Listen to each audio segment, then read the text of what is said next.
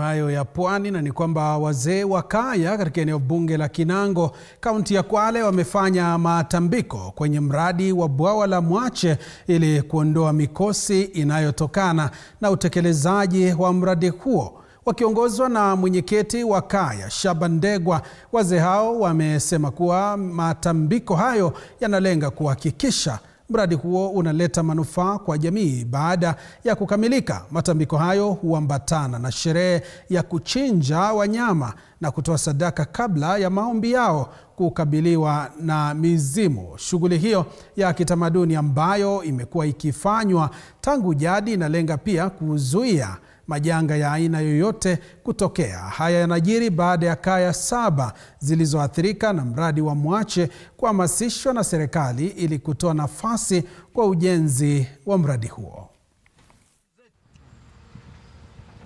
Tulikubali mradi sasa, tutengeza mradi kwa sababu tuamalizia hizi tambiko, kwa sababu hatutaki hili wala lile.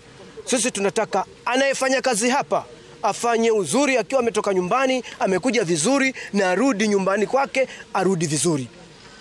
Ambao wamekuwa hapa kama security ama askari pia wao nao walinde vizuri, wasione magosti. Wakiona magosti inakuwa mbaya, sisi tunaondoa yale magosti. Ndio tumetengeza tambiko kwa sababu ya tuwe shwari na mtu yoyote ambaye amekuja saa hii hapa, huyo pia ni mwanadamu na ni mwananchi. Hii kama ingefanyika kwanza, madhara ya kwanza ni sisi ukame ngongoo unaingia. Kama vile mnaona ukame umeanza kushika, na sisi tukienda kuomba wale mpaka tuwafanyie vile tulivyofanya, ndio kuzungumza kwa ile pale kwa viungu, ndio na tunapokolea, ndio maana mvua tunapata ya nzuri.